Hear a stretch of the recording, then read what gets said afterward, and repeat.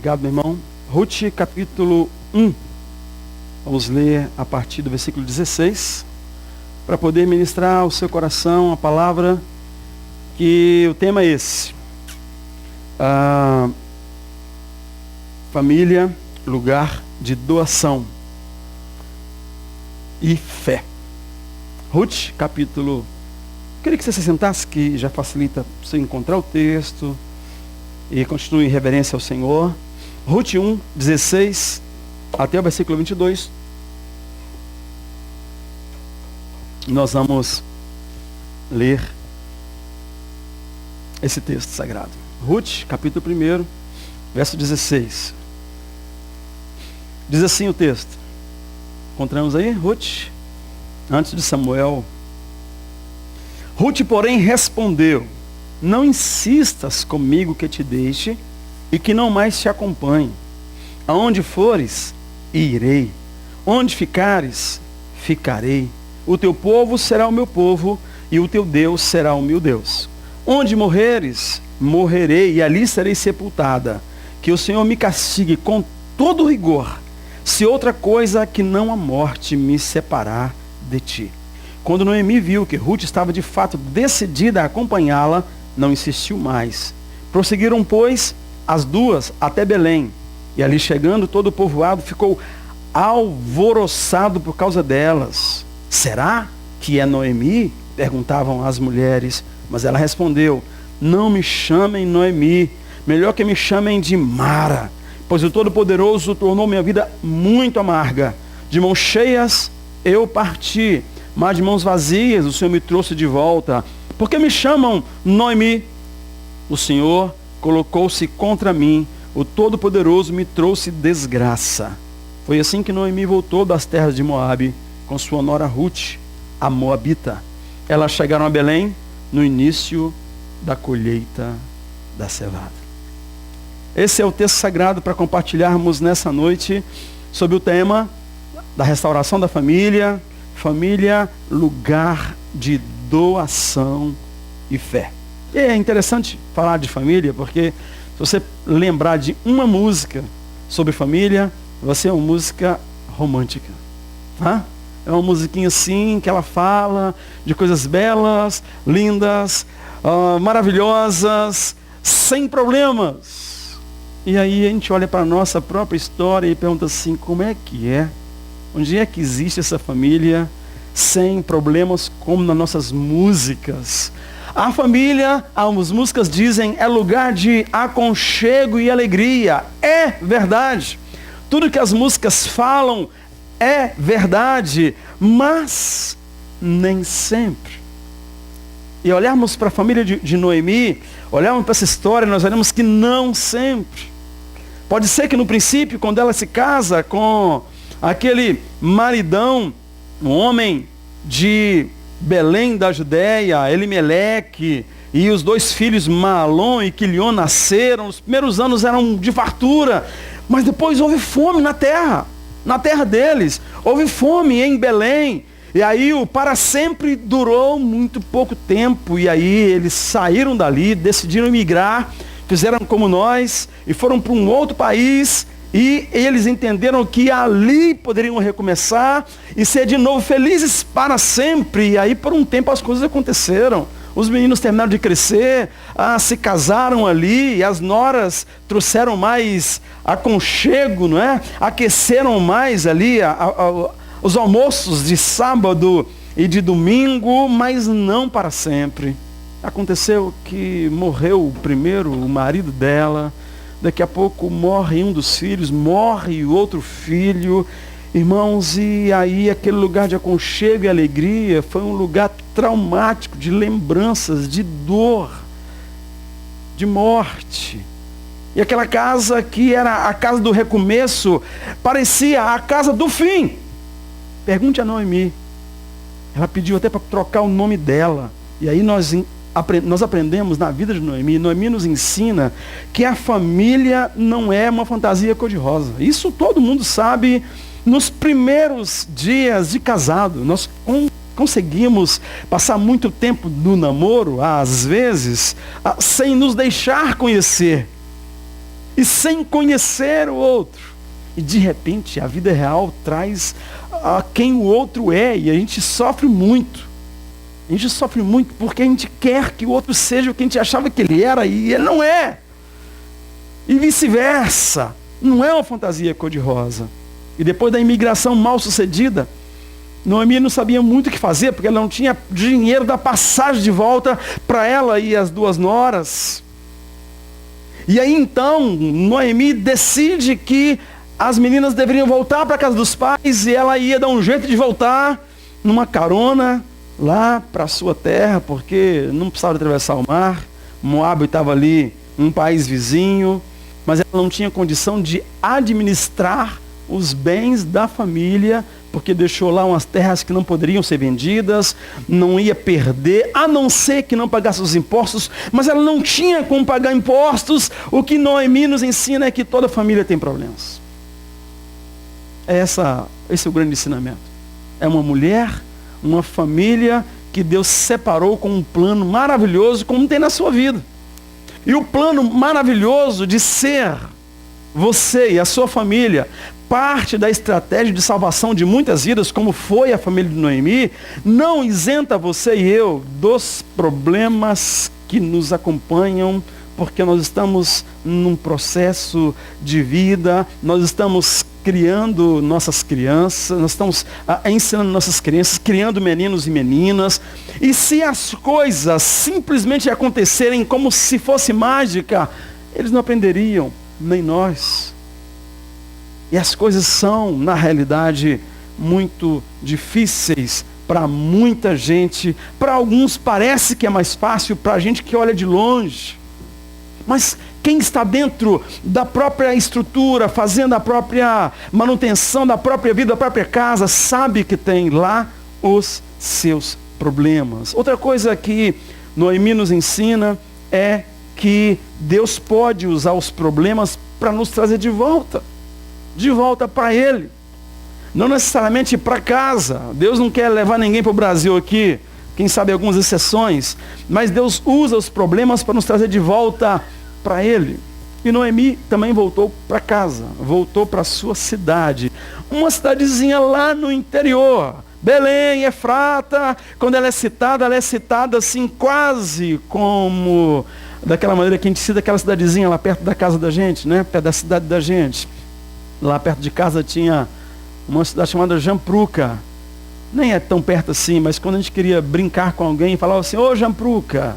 E é assim que falava de Belém, a cidade que Davi nasceu, a cidade que também o rei Jesus nasceu. Mas Noemi nos ensina que Deus usa problemas para nos trazer de volta. Então ela convida as suas noras para uma reunião de família e fala que vai para a casa do seu pai, vai para a casa do seu pai, vocês são jovens, vocês vão casar de novo, constituir família outra vez, vocês têm o direito disso, foram fiéis a mim esse tempo todo, vai para casa. E aí Orfa disse, tá bom, você está certa, eu vou, até porque tudo que eu aprendi com você eu quero ensinar para outros. Eu preciso ensinar para meus irmãos, para a minha família, o que eu aprendi aqui. Nesses anos que foram tão atribulados, mas ao mesmo tempo eu senti tanta paz perto da senhora. E Orfa abraça, beija, chora e vai embora. No entanto, queridos, Noemi, ela percebeu que Deus não havia ainda terminado o que havia começado na vida da sua sogra, Ruth. Percebeu que Deus não havia terminado o que havia começado na vida da sua sogra Noemi. E Ruth já desenvolve uma comunhão e uma confiança maior do que Noemi no Deus que aprendeu a amar e a conhecer por ela. E já, olhando para a vida de Ruth, nós aprendemos uma coisa muito interessante. Ruth percebeu uma coisa que Noemi ensinou, e eu nem sei se ela sabe que ensinou. E eu quero ensinar para vocês. E eu espero que vocês aprendam realmente o que Ruth aprendeu. Ruth descobriu, percebeu, que no reino de Deus, todo investimento é para relação, e não para individualidade. Eu queria que você pensasse nisso, que nós vamos ministrar e participar da ceia do Senhor daqui a pouco, e Jesus vem ensinar exatamente isso.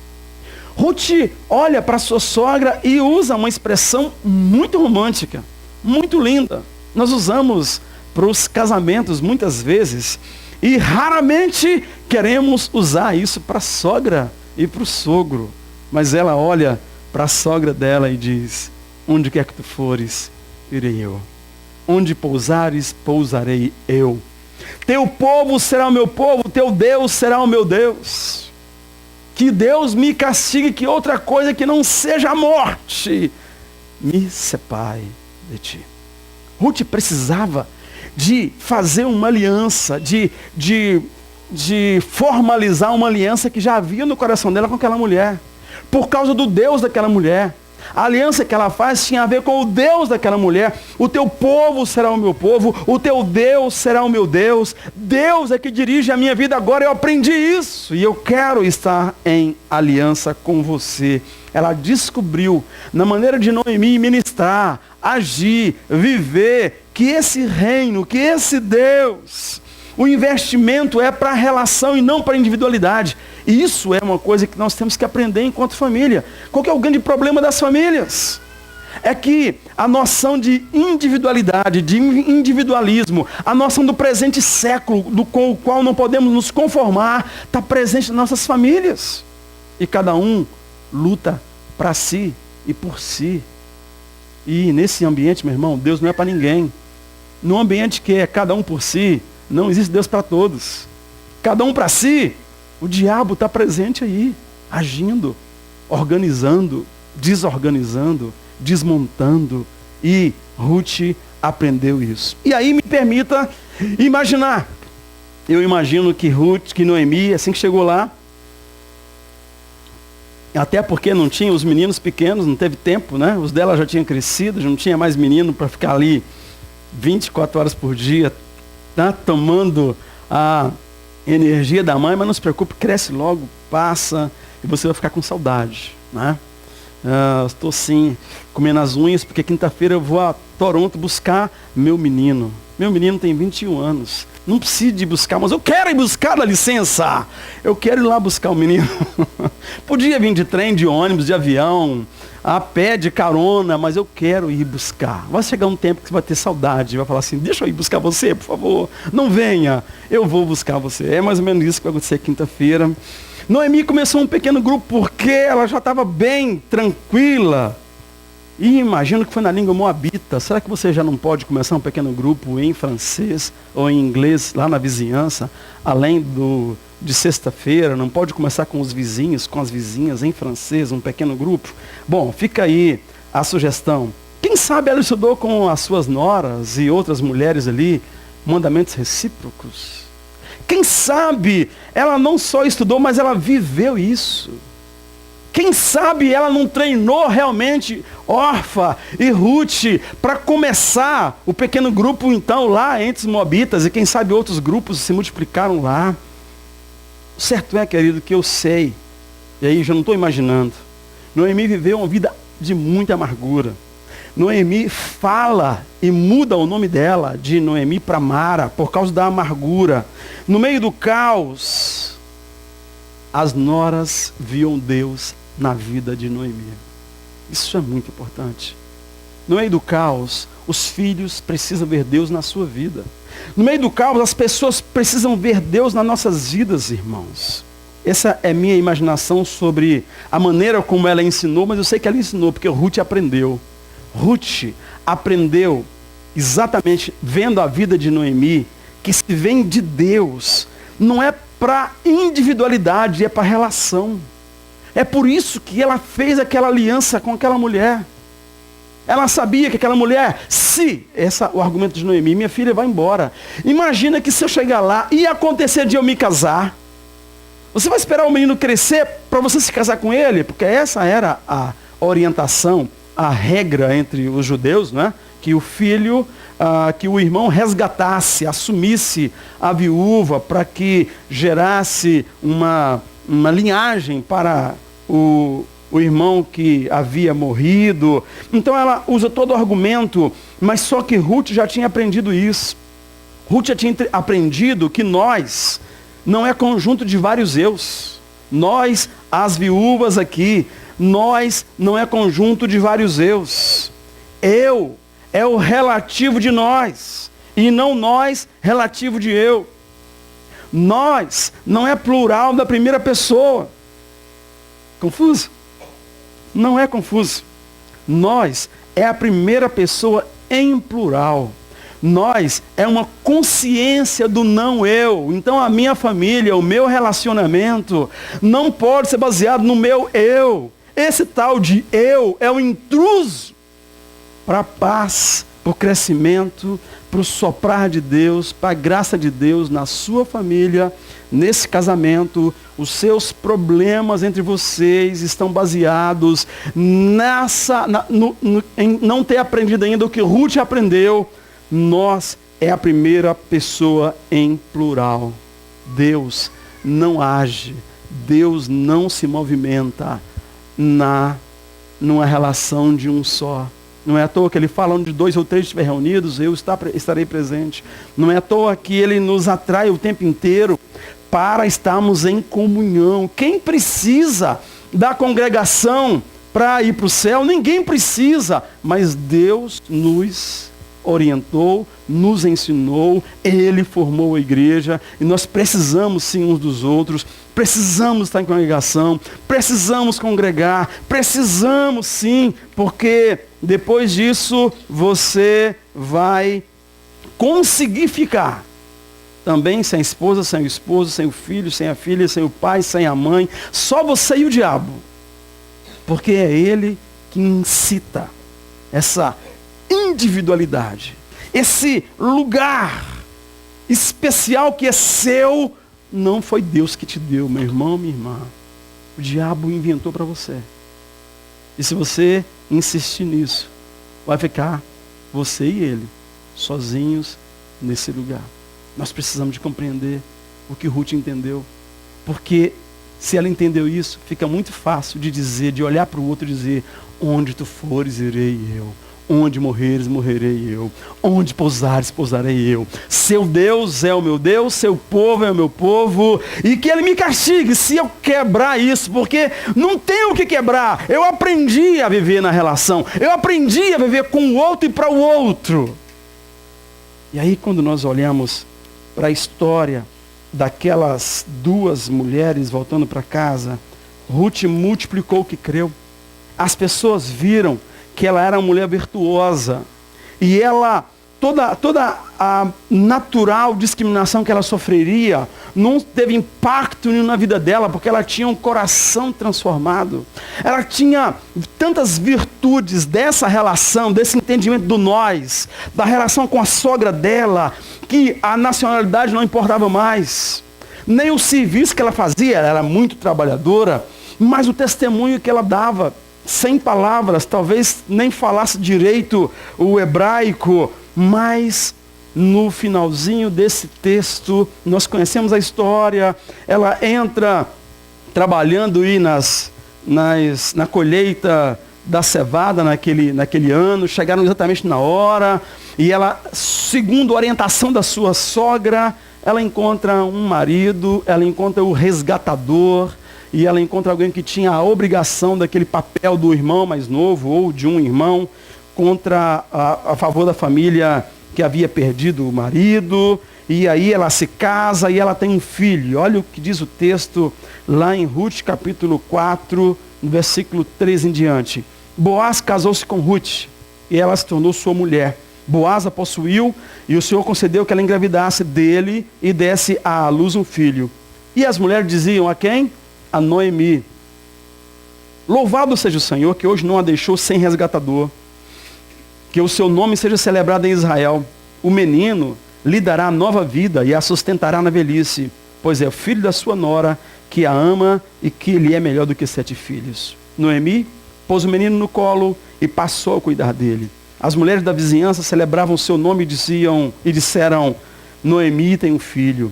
Lhe deram o nome de Obed. Esse foi o pai de Jessé, pai de Davi. Não foi apenas um menino, foi o menino que vai ser citado em todas as gerações, em todos os lugares do mundo onde se lembrar a origem, a linhagem do rei Jesus. Daquela moabita, daquela mulher que não tinha nada a ver com a história de Abraão, daquela mulher que não tinha nada a ver com os herdeiros da promessa, mas uma mulher que entendeu e entrou nessa história de que faz pouco sentido quando eu estou envolvido numa família, quando eu estou numa aliança. E aí, queridos, eu quero que nós entendamos isso em nome de Jesus.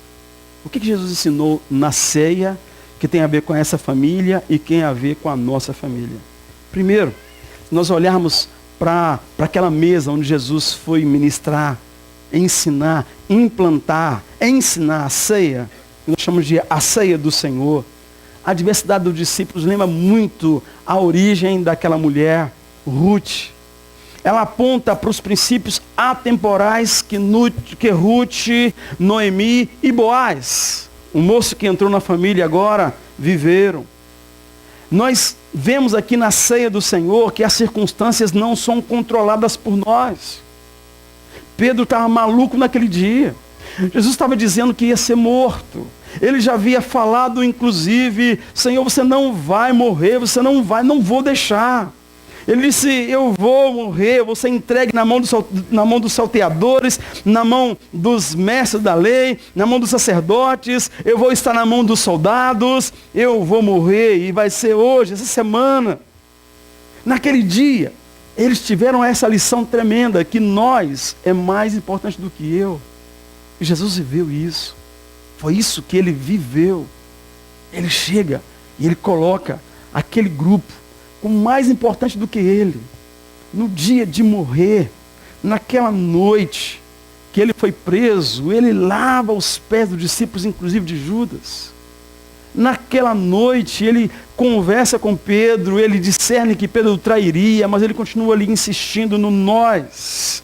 E ele coloca aquela mesa, e depois dele terminar a Páscoa, de comer a Páscoa tradicional, ele coloca uma ordenança para nós, que é a ceia do Senhor. E ali ele mostra que o nós realmente é mais importante, e ele nos faz ver que o resultado das bênçãos de Deus para nós são para serem partilhadas, são para abençoar pessoas em volta da gente. Será que nós compreendemos isso quando vimos para a ceia do Senhor? O que Jesus ensinou na ceia, queridos? Ele ensinou que nós temos que desenvolver uma vida focada em abençoar o outro. Ele veio para abençoar a nós. Ele veio para ser o Cristo. E Ruth fez do mesmo jeito. Aplicar esses princípios à nossa família, nós teremos uma família frutífera, abençoada, multiplicadora. E ele chega para os discípulos e parte o pão e diz, isso é o meu corpo, partido por vós. Coma dele todos. E a pergunta que se faz agora é, quem é o corpo de Cristo na terra hoje? Responde, por favor. Nós somos o corpo de Cristo. Né? A igreja é o corpo de Cristo. Então quem deve ser oferecido para alimentar as pessoas? A resposta é a mesma, nós. Esse é o meu corpo que eu ofereço, que eu dou, que vai ficar feio e partido por vós. Está invertido agora. Nós não somos receptores desse elemento. Nós somos o elemento. Nós somos o corpo de Cristo. Nós somos os abençoadores. Nós temos que nos preparar para isso. Nós somos luz para as nações. E o melhor lugar para preparar isso é em casa. Se doe mais no seu relacionamento. Renove a aliança com o seu cônjuge. Vocês, todos que têm filhos pequenos, só vão saber quanto é rápido depois que passar. Eu sei quanto é rápido esse tempo. Sabe? Mas vocês lembram, as mulheres lembram daquela noite, ou daquele dia, daquela hora que o menino estava nascendo, né? Jesus usa essa metáfora para dizer como é que a coisa é. Dói muito, mas passa rápido. E depois o fruto, o produto da dor, faz esquecer tudo que passou. Nós temos que, dentro de casa, no contexto de família, como Ruth fez, ser treinados em nome de Jesus. Esse é meu corpo, comei dele todos. Em Abraão, o Eterno afirma que a bênção da família era para abençoar outras famílias. A bênção da família, a bênção na vida de Abraão foi Jesus, para abençoar todas as famílias. E agora, como corpo de Jesus, nós estamos para abençoar todas as famílias da terra. E aí, a minha pergunta, para a gente encerrar, é como que é na sua família? Nós vamos cear hoje. E na sua casa, na sua família, na sua relação, o que importa é o eu, o tal do eu, ou nós? Nós e Deus, ou eu e o diabo? Não tenha dúvida disso, é assim que funciona. Ou é nós e Deus, ou eu e o diabo. E é uma escolha que não se faz como eu estou colocando. Porque o diabo nunca chega para você dizendo assim, vem aqui, fica comigo, eu vou te ferrar. Não, é o contrário. A proposta é tão linda, tão calorosa, que ele teve a ousadia de fazê-la para Jesus. Se me adorares, se pulares, transforma a pedra em pão, não passe fome, você é o Filho de Deus. O diabo, se tem rabo e chifre, se é que tem, é muito bem escondido. Toda a proposta do diabo é extremamente atraente. A proposta de eu e o diabo é muito mais fácil, muito mais atraente do que nós e Deus. Mas você tem que escolher. Como é na sua casa? O pão é para você ou o pão é você? O pão é para mim ou o pão sou eu? Eu me coloco como pão para alimentá-los, porque a cidade que Noemi veio e a cidade para onde Ruth foi conhecer é Belém. E Belém é casa de pão. E aí Ruth entendeu isso. Noemi foi para lá, aquela família foi para lá para abençoar Moabe e aquelas pessoas naquele outro país. O que se busca, meu irmão, o que você deseja é para comer ou para compartilhar. Vamos orar? Vamos ficar de...